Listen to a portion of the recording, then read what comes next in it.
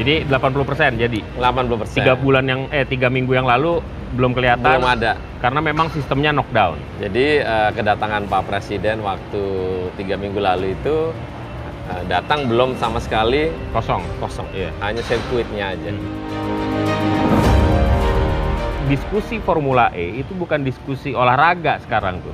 Bukan diskusi event, tapi jadi diskusi politik gitu. Tapi kok sponsornya katanya masih sepi-sepi aja tuh. Kalau misalnya ajang Indonesia kan harusnya semuanya antusias gitu. Konsennya adalah bagaimana event dunia ini berjalan dengan lancar, sukses tentunya.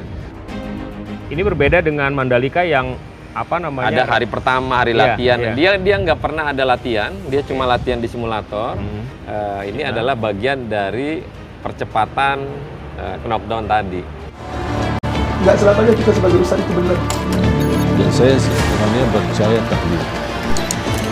Ini wabah dunia. Kematangan kita dalam berpolitik, kedewasaan.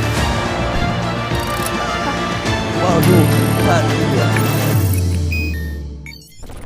Halo Detikers, apa kabar? Saya Alvito Dinova Ginting menyapa Anda di belak-belakan yang kali ini agak jauh kita mainnya, agak ke tepi pantai di Ancol. Kalau Anda melihat di belakang saya, Anda tidak salah jika menebak bahwa ini merupakan venue di mana akan dilaksanakan sebuah event taraf internasional Formula E yang akan berlangsung pada 4 Juni mendatang.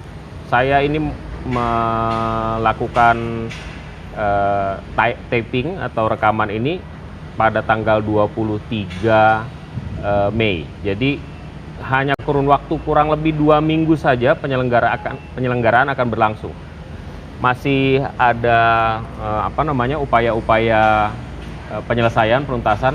Kita tanya langsung deh kepada ketua pelaksana atau ketua panitia atau apapun lah namanya. Nanti kita konfirmasi kepada beliau yang bertanggung jawab secara penuh di event Formula E ini, Ahmad Syahroni. Bang Roni, apa kabar Bang Roni? Kabar baik. Ini udah berapa persen? Ini udah hampir 80-an% ya. 80%? 80%. Nggak, kalau kita lihat kan masih belum, memang nggak terlalu, kalau kita bandingkan sama Mandalika nggak seperti Mandalika memang ya? Oh beda, nggak bisa dibuat apple to apple karena Formula E sendiri adalah city circuit. Seharusnya di tengah kota. Cuman karena ini juga di tengah kota, di pinggiran pantai, dia sifatnya tidak menjadi permanen. Nah, ini kalau dilihat ya, Vito lihat bahwa ini knockdown. Jadi gampang banget. Bongkar pasang yang mungkin masyarakat ngelihat waktu sebulan lalu atau 3 minggu lalu, prosesnya tuh belum ada apa-apa. Masih kosong. Dan alhamdulillah sampai hari ini hampir 80-an%. Jadi 80% jadi? 80%. 3 minggu yang lalu belum kelihatan? Belum ada. Karena memang sistemnya knockdown? Jadi kedatangan Pak Presiden waktu 3 minggu lalu itu datang belum sama sekali kosong. Iya. Hanya sirkuitnya aja.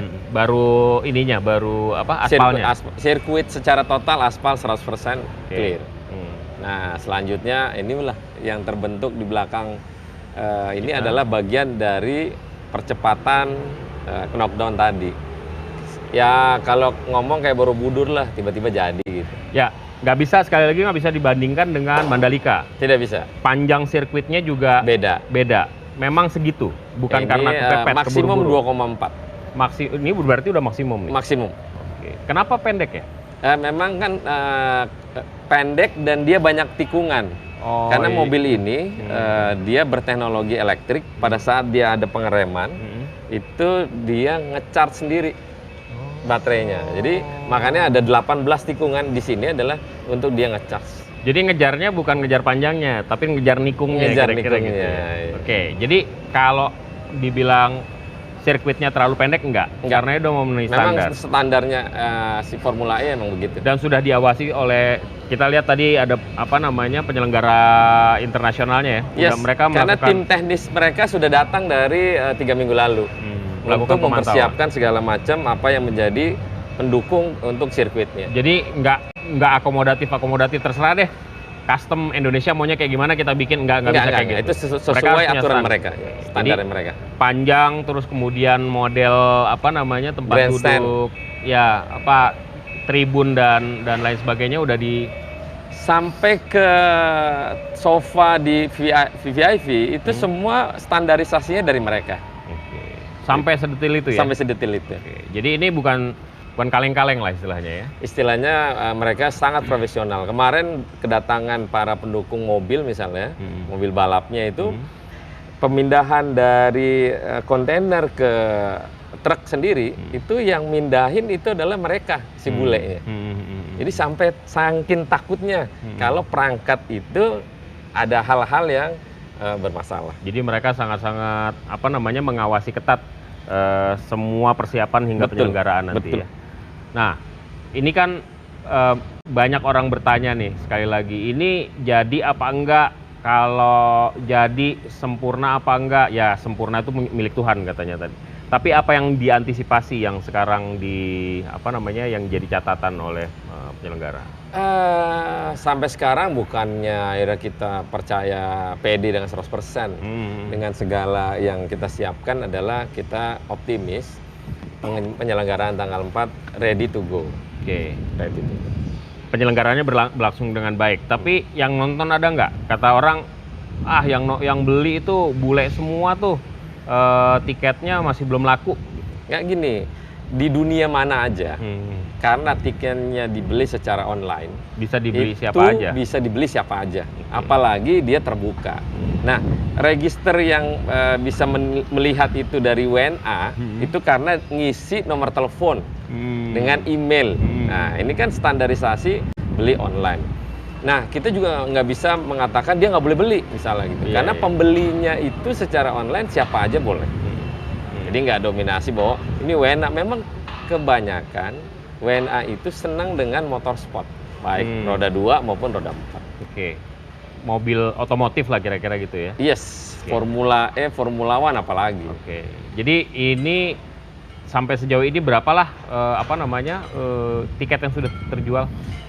Untuk totally per hari ini yang tadi saya sampaikan bahwa kira-kira tinggal 2.000-3.000-an dah. Dari 20.000 yang ada di dalam tinggal sini. 10% lagi? Tinggal 10%. Itu bukan Roni yang beli itu. Roni beli terus bagi-bagi. Gimana? Jadi kan terpisah. Ada tempat ya VVIP, ada yang kalau di sini sebelah kiri nih, itu ada Deluxe Suite misalnya, itu ada 1.100. Ini belum jadi ya, tapi nanti di sebentar sana lagi nih, sebentar lagi. Nah, kalau yang di Grandstand itu kan hampir semuanya jadi. Tinggal yang kecil-kecil aja nih. Ini yang kelasnya umum lah kira-kira Grandstand ya. Terus jadi ada VVIP, ada VIP juga? Ada yang Emotion namanya. Emotion itu khusus para sponsor dari global di dunia. Oke. Jadi undangan khusus mereka. Sponsor mobilnya? Sponsor global ya. Oke, sponsor mobilnya itu di situ? Itu tidak dijual beli. Oke. Memang itu privilege mereka lah gitu privilege mereka. Terus yang ada Deluxe? Ada Deluxe Suite, ada festival. Festivalnya juga dibagi-bagi. Kan pertanyaannya, itu kursi ada nomornya apa enggak? Nah, di dalam penjualan tiket itu ada Grandstand 2A, 2B, 2C. Nah, disitulah yang ngeblokin kita kursi untuk para penontonnya. Oke. Kita udah punya experience nih waktu Mandalika. Jadi kita dengar raungan mesin yang sangat keras gitu ya. Bagi sebagian orang tuh merupakan sensasi yang tidak bisa digantikan lah katanya gitu. Ini kan mobil listrik ya? Mobil listrik kan nggak ada suara. Senyap kan? Senyap. Tapi ada speaker di dalamnya untuk mendengarkan suara mesinnya. Nggak mesin, dia suara semacam kayak artifisial gitu. Hentakan dia punya dinamo. Jadi bersuara kita ada speakernya gitu. Penonton? Dengar. Penonton dengar juga? Pasti dengar. Oke, jadi itu merupakan hal yang kita tunggu juga. Mobil listrik balapan tuh kira-kira kayak gimana? Meraung-raung atau enggak? Tapi kan ini meraungnya bukan kayak berbahan bakar gitu ya. Ini meraungnya karena dia punya suara yang kayak dinamo tapi pakai speaker gitu. Gitu. Oke. Nah, ini berkali-kali dibilangin bahwa event ini bukan eventnya DKI, bukan eventnya Mas Anies gitu. Tapi event negara itu buktinya presiden datang, Ya. waktu persiapan dan rencananya juga akan datang. Insya Allah kalau beliau nggak sibuk, nggak keluar negeri, insya Allah beliau hadir. Sudah dibicarakan dan kemungkinannya akan hadir, Ya. gitu ya. Jadi ini bukan hanya semata-mata urusan DKI dan Anies ya. Ya, Ini bukan. kan pertanyaan, ini kan lebih ke Formula E itu bukan diskusi Formula E itu bukan diskusi olahraga sekarang tuh, bukan diskusi event, tapi jadi diskusi politik gitu. Bagaimana? Ini Bang Roni ada di tengah-tengah nih, ketua pelaksana yang bertanggung jawab penuh atas event ini. Gimana ngelihatnya? Tapi kalau menyampaikan secara politis misalnya ya, kan kita bisa kait-kaitkan semua pihak. Tapi sayangnya kalau akhirnya menjadi politisasi yang terkait dengan para pihak yang akan capres 2024. Nah, konsennya adalah bagaimana event dunia ini berjalan dengan lancar, sukses tentunya, karena ini membawa nama negara. Ini bukan nama Jakarta, nama Bukan nama Indonesia. Jakarta, ini yang bawa nama negara yang Pak Presidennya adalah Joko Widodo. Nah, inilah konsen kita panitia serius menyiapkan ini dengan segala upaya untuk nama Indonesia harum di mata dunia. Oke. Jadi ini adalah ajang Indonesia. Ajang Indonesia. Tapi kok sponsornya katanya masih sepi-sepi aja tuh. Kalau misalnya ajang Indonesia kan harusnya semuanya antusias gitu. Sponsornya sebenarnya udah ada. Udah ada. Ada para pihak sponsor yang tidak berkenan dimunculkan. Karena ini adalah bagian dari bisnis, jangan dilibatkan sponsor terkait dengan masalah isu politik misalnya gitu. Ada juga pengusaha. Tapi logikanya kan sponsor tuh kan maunya kan ketahuan duluan karena ya sponsor namanya jualan citra kan. Iya. Makanya kemarin kita sudah menyampaikan ada beberapa sponsor yang dari rumah sakit, dari brand-brand yang kiranya membantu. Kosmetik juga katanya ada. Ada. Jadi semua ada. Telco juga ada katanya. Ada. Peran BUMN sangat besar di Mandalika, harusnya kalau event nasional seperti ini mereka juga terlibat. Udah ada pembicaraan dengan Saya meyakini beliau pasti akan memberikan support lah. Pak Erik Nanti kita maksudnya? lihat ya. Oke. Nah ini tiket sudah dilepas sejak 2 minggu ya? 1 Mei. 1 Mei ya, 1 Mei. 1 Mei. Udah hampir sebulan ya? Hampir berlangsung sebulan. ya? Sebulan ya alhamdulillah. Untuk di area sirkuit udah hampir tinggal 10%-an. Oke. Bang Roni, bagaimana sekali lagi kembali ke soal perdebatan yang tidak pernah habis soal Formula E. Kenapa sih harus bikin Formula E? Buat apa sebenarnya, manfaatnya buat Indonesia itu apa? Kalau misalnya kita mau bikin skala internasional tapi di luar negeri aja banyak orang yang kayaknya nggak banget dah Formula E itu katanya begitu. Nah, bagaimana kemudian cerita-cerita miring itu kemudian ditanggapi sebenarnya? Jadi di masing-masing dunia rata-rata beda pandangan tentang motorsport seperti kayak Formula One, Formula E, MotoGP. Nah, ini legendanya antara Formula One dengan MotoGP kan puluhan tahun. Formula E baru muncul dan kita memiliki negara yang luas dan besar dengan 270 juta orang yang kebanyakan kesukaannya pada motorsport gitu. Kayak kemarin contoh lah di WSBK pertama kali. Ada Mandalika yang luar biasa, sukses gitu. Ini adalah daya tarik yang di Indonesia semua suka dengan kegiatan motorsport. Tapi memang untuk Formula E itu kebanyakan orang belum tahu pembalap-pembalapnya karena Formula E ini kan balapan masa depan yang mungkin dipromot dari sekarang. Inilah adalah bagian dari bagaimana dukungan dunia seluruh pemimpin negara bersama-sama waktu itu di Paris menantangani bersama kepentingan Go Green. Go Green itu. Ini wujud daripada langkah untuk masa depan konkretnya gitu. Nah, ini juga kan harapannya waktu awal-awal beberapa tahun yang lalu kita media tuh dikumpulin sama Pak Gubernur terus bicara tentang multiplier effect. Bagaimana kemudian tadinya kan mau dibikin di Monas gitu kan, jadi pesta rakyat dalam tanda kutip, orang bisa terlibat lebih banyak, ada bisnis UMKM yang kemudian juga bisa menggerakkan roda perekonomian Jakarta lah waktu itu, sebelum pandemi waktu itu ceritanya. Dan itu ceritanya di masa setelah Lebaran. Nah sekarang ini ada nggak cerita tentang multiplier effect, atau pada akhirnya ya udah kita bikin event aja, apa boleh buat, kondisi pandemi membuat semua rencana itu harus disesuaikan. Multiplier effect kan setiap ada event pasti ada. Cuman kan kadang orang berasumsinya selalu besar. Ya. Nah karena asumsi besar maka kita menggunakan para pihak yang di Indonesia itu kan dengan UMKM. Nah UMKM kita libatkan, ada 100 UMKM yang nanti terlibat di dalam. Di mana nanti? Nanti di sebelah sana, sebelah barat. Oke. Nah ini bentuk daripada kegiatan-kegiatan yang multi efek kepada mereka-mereka di masyarakat. Nah itu nggak kelihatan sekarang. Nanti setelah kelihatan pada saat acara dimulai. Seperti Mandalika kemarin, bagaimana mereka memiliki presentasi kegiatan yang cukup di saat di hari 2 hari menjelang kegiatan berlangsung.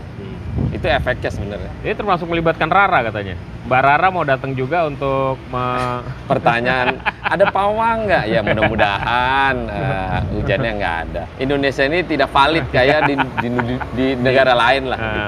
Ya mudah-mudahan nggak. Oke. Kalau hujan harus berhenti? Hujan ya kita lihat hujannya sampai di mana. Kalau hujan yang besar pasti berhenti karena pasti ada genangan air nanti. Acara dimulai pada pagi hari. Jam 10, jam 11 jam 11 pagi. Ini berbeda dengan Mandalika yang ada hari pertama, hari latihan. Dia nggak pernah ada latihan, dia cuma latihan di simulator. Dan di hari yang sama dia latihan sekali, praktis langsung balapan. Jadi ini nggak terlalu panjang ya? Nggak ada. Jam 5 sore. Itu satu sesi itu berapa lap? Dia tergantung ya, nanti belum final berapa lap yang akan dimainkan. Nggak standar gitu, berapa lapnya ya? Biasanya 1 jam. 1 jam. 1 jam. Berapa kali? Tergantung dia butuh waktu berapa lama nih di 24 km ini. Jadi latihan pertama kali, terus habis itu langsung race? Langsung race. Oke. Ada yang lain-lain? Ada misalnya pergelaran musik? Oh nggak ada. Musiknya ada di luar. Itu ada 3 stage yang ada musik di luar sana. Di sini ada 1 nanti. Tapi pada saat event berlangsung dia stop. Ya pas race-nya dia stop. Ada stop. Jadi ada beberapa hiburan musik juga ya berarti ya? Ada. Ini Ancol weekend itu kan selalu penuh ya. Bagaimana tuh ngakalinnya supaya kalau nggak ada event besar seperti ini aja, jalan pintu masuk ke arah sirkuit ini lumayan padat tuh. Gimana rekayasa lalu lintas sudah disiapkan? Enggak, makanya ini kita khususkan kemarin besok itu untuk hanya kepada penonton Formula E berlangsung. Jadi Ancol ditutup?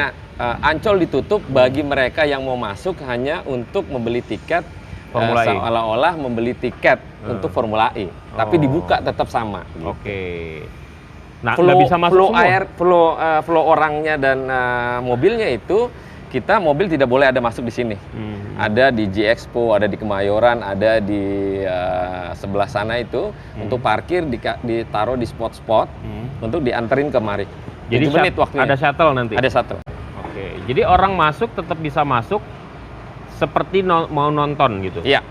Tapi kan yang diakomodasi di sini kan terbatas? Iya, di sini terbatas, tapi yang di sana enggak. Di sana sekitaran 20-30 ribuan orang. Dipisah, dibagi di beberapa tempat? Di tempat pintu masuk yang tadi masuk sampai ke pintu masuk sini. Oke. Itu stop di situ. Itu tapi mereka kalau punya tiket yang langsung ke festival dia bisa masuk. Oke. Ada giant screen juga? Ada. Gede, ada 3. Ada 3. Jadi orang yang masuk Ancol bisa nonton? Bisa. Oke. Dan kegiatan yang lain, rekreasi yang lain masih terus berjalan? Masih tetap buka. Jadi tiket itu include dengan sarana Dufan. Itu nggak hektik ya kira-kira ya? Ya hektik pasti, udah biasa. Karena pernah liburan kemarin itu 150 ribu orang di sini. Waktu Lebaran? Waktu Lebaran. Ini kira-kira berapa? Ini perkiraan nggak sampai 100.000. Nggak nyampe 100.000 ya? Targetnya cuma 60.000. Di sini sendiri 20.000. Di sini 20.000. Berarti di luar 40.000. 40 ribuan. Nah, kembali lagi ke pertanyaan yang ke pertanyaan yang paling standar gitu ya. Apa manfaat yang didapat oleh Indonesia lah kalau misalnya nggak mau ngomongin Jakarta dan ngomongin Anies? Karena kan masih tetap aja yang bilang ini kan event politik lah, ini tahun politik, sebentar lagi Pak Anies demisioner, kemudian butuh panggung, ini bagian dari itu, kemudian tidak lebih hanya sekedar untuk menguatkan, ini sorry ya, Detikers, namanya di proyek, suara pasti sangat bising, saya disclaimer dulu, kenceng banget. Jadi disclaimer dulu, nanti mudah-mudahan teman audioman kita bisa ngakalin sedemikian rupa sehingga pembicaraan kita masih tetap nyaman untuk didengar. Bagaimana kemudian karena sampai tadi pagi masih banyak tuh omongan-omongan seperti itu. Ya, satu aja kok. Ini brandingnya negara, NKRI. Udah nggak ada yang lain. Ini negara. Ini negara. Nggak ada urusan. Nggak ada urusan apapun, nggak ada. Ini negara. Ini bukan urusan Anies, bukan urusan Pilpres. Ini urusan negara. Yang punya tanggung jawab adalah Pak Presiden. Negara Kesatuan Republik Indonesia. Dan itu terbukti dengan Pak Presiden hadir di sini. Kemarin hadir. Ya. Dan mudah-mudahan waktu race-nya hadir. Siap. Mudah-mudahan. Optimis banget ya berarti ya Bang Roni. Optimis banget. Ada cerita, kita balik lagi deh ke awal. Ceritanya kemudian tiba-tiba Ahmad Syahroni jadi ketua pelaksana tuh sudah direncanakan jauh-jauh hari? Kayaknya enggak deh, karena nama Bang Roni ini belakangan baru muncul. Iya. Nah itu tanya Anies deh. Kita kayak paham. Enggak, tapi gimana ceritanya? Dideketin sama ditemuin sama stafnya Anies pertama. Nggak lama baru hubungan dengan ketemu sama Anies. Tadinya juga nggak kepikiran jadi ketua OC, hanya sebagai advisor aja tadinya. Cuma last minute di hari pas bersamaan founder FIO-nya datang, ada Bamsud, ada Pak Widya dan Pak Gubernur dan saya. Ya sebelum konvers 30 menit ya Pak Anies langsung menyampaikan Kakak Roni jadi ketua OC. Itu doang, nggak ada yang ngomong, nggak ada. Terus? Ya udah, karena ditembak di situ ya sudah. Itu waktu itu masih nol banget. Masih nol. Masih nol banget. Jadi perkiraan akan seperti ini bentuknya dan lain sebagainya masih belum ada. Ya sebenarnya sudah ada, cuman kan bukan di sini. Di sana, masih di Monas, masih di GBK gitu, pindah-pindah terus. Nah setelah sama gua baru terbentuk di sini. Berarti kayak ditembak gitu ya? Tembak. Nggak ada perencanaan sebelumnya? Nggak komplain, nggak keberatan dan lain? Nggak. Ya karena gua suka juga, ya, kan gua memang pembalap kan. Jadi gua tahu, jadi gua oke-oke aja. Oke. Melibatkan berapa orang ini kerja ini? Banyak. Total di lapangan ini aja ini tim teknisnya 400-an. 400 orang? 400 orang. Udah termasuk pekerja sama... 400 orang di lapangan tok, belum di kita. Di kita nggak banyak, paling 80-an. Back office-nya ya? Iya, back office. Panitia, acara, dan lain sebagainya, ya, 40-an? 40-an. Kerja siang malam atau agak santai, agak... Tetap kerja, yang tim teknis kerja. Tetap pengawasan si FIO langsung soalnya. Oke. Kita kerja running terus diawasin oleh mereka. Oke. Jadi banyak nih jawaban-jawaban yang selama ini tidak terjawab, seperti misalnya panjang sirkuit, memang standarnya segitu. Terus yang kedua, ini bener nggak sih sebenarnya ada tanding balapan mobilnya datang tapi latihannya pakai simulator. Ya. Kenapa? Karena di semua dunia balap untuk Formula E emang demikian. Karena kan city sirkuit yang pindah-pindah. Setiap hari itu, setiap waktu di jalanan setiap kota dipakai, dibentuk, baru dia latihan di simulator. Dan kalau misalnya city circuit kan artinya hari biasa itu jalanan dipakai, nggak bisa dipakai buat latihan. Betul. Gitu. Jadi nggak dipakai. Sama kayak di Monaco. Ya. Jadi nggak dipakai beneran latihannya di situ. Betul. Gitu ya. Terus juga persiapan kayak gimana nih? Ini kayaknya jadi apa enggak nih? Jadi katanya. udah 80%, 80% itu besar lah. Tinggal butuh waktu 2 minggu lagi. Ya. Kita lihat hasil akhirnya seperti apa.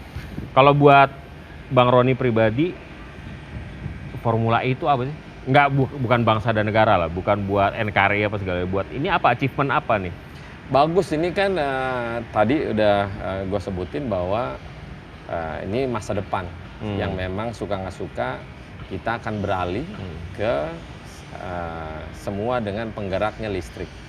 Jadi pelan-pelan kita akan nerima hal demikian. Seperti di masa pandemik yang harusnya semua modernisasi digital itu 10 tahun tapi maju. Nah ini yang dinamain era modern masa depan yang dimulai dari sekarang. Ini pembelajaran buat kita yang untuk langkah ke depan bahwa membiasakan tentang modernisasi elektrik. Buat lo sendiri ini achievement yang penting nggak sih? Penting, yang tadi gue jawab bahwa ini penting buat kita semua, bukan hanya buat gue aja, tapi buat di dunia, bahwa suka nggak suka ke depan kita akan melakukan langkah apa yang menjadi go green tersebut. Baiklah Pak Ketua, terima kasih atas waktu dan kesempatannya. Mudah-mudahan ini berjalan dengan baik dan sukses, dan seperti biasa kalau ada kritik-kritik nanti kita konfirmasi lagi karena semakin kesini kritiknya akan ada terus. Terima kasih sekali lagi Tekers, kita akan jumpa minggu depan dengan narasumber dan topik